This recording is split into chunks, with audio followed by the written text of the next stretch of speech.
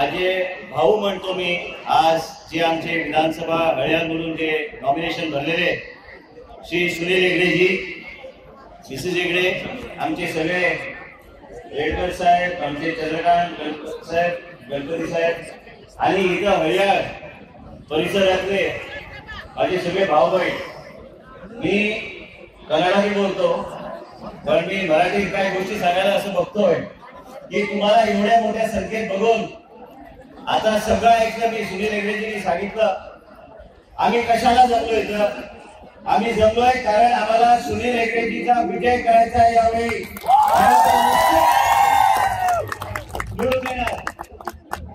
उल्लेख केला की छत्रपती शिवाजी महाराज यांचा स्वराज हाच एक स्वप्न होता, ज्या स्वप्नात सगळे हिंदू, मुस्लिम, आमचे ख्रिश्चन भाऊ बहीण यांचा सगळ्यांचा योग्य तऱ्हेने विकास करायचा त्यांचा प्रयत्न होता.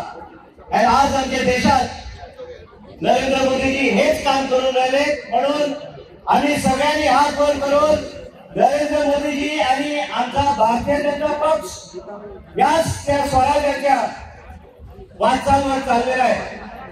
आज आम्ही जेव्हा मराठा बोलतो, कसलाही समाज असू दे हा आमचा समाज आहे, कसलाही समाजाचा धर्म असू दे तो आमचा धर्म आहे.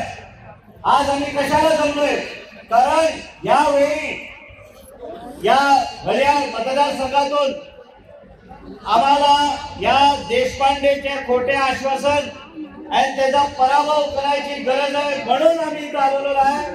गोव्यामध्ये तुमच्या मतदारसंघातून 15,000 मुलं जाऊन काम करतात. गेले 20-25 वर्ष या परिसरात आर.व्ही. देशपांडेंनी काहीच या तऱ्हेचा प्रकल्प आणला नाही, ज्या माध्यमातून आम्ही मुलांना रोजगार देऊ शकतो. आमच्याकडे आमदार होता, आमदार नसताना हेगडे साहेबांनी जे काम केलेलं आहे, जे लोकांमध्ये राहून लोकांचा विकास करायचा प्रयत्न केला, म्हणूनच त्यांनी आश्वासन दिलं होतं की आम्ही फॅक्टरी आणू, पाण्याची सोय आम्ही सोडवू. पण एक लक्षात तुम्ही घ्यायला पाहिजे की 35 वर्ष ज्या माणसाने इथं नेतृत्व केलं, पण कुठेही गावात आम्ही फिरलो, जर तुम्हाला विचारले एक प्रश्न की किती मुलांना सरकारी नोकरी मिळाले, काय किती मुलांना नोकऱ्या मिळाले, काय मुस्लिम समाजाने काय विकास केलं, आमच्या ख्रिश्चन भावांचा काय विकास केलं, एक माणूस हात वर घालत नाही. एकदम थंड स्वभावाचा व्यक्तिमत्व जे लोकांमध्ये राहत ते तुमचा विकास योग्यपणे ते करू शकतात. आज मी तुम्हाला एक शब्द देतो, आम्ही कसल्याच गोष्टीत कमी पडणार नाही.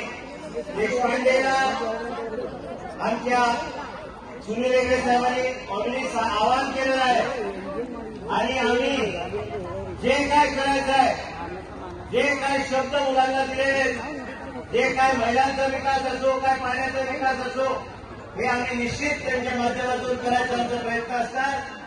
त्यांना मी सांगायला बघतो की मी मराठा आहे, हे मराठ्याचे मतं बोलायचा प्रयत्न करू नका. हे दोघं जे राहिले, हा मराठा इथं आलेला आहे तुम्हाला घरी पाठवण्यासाठी. आम्ही इथून हळ्याळ सोडून निघणार फक्त 13 तारखेला मिरवणूक काढून की हेगडे साहेब विधानसभेत पोहोचतात आणि तुमच्या सगळ्यांना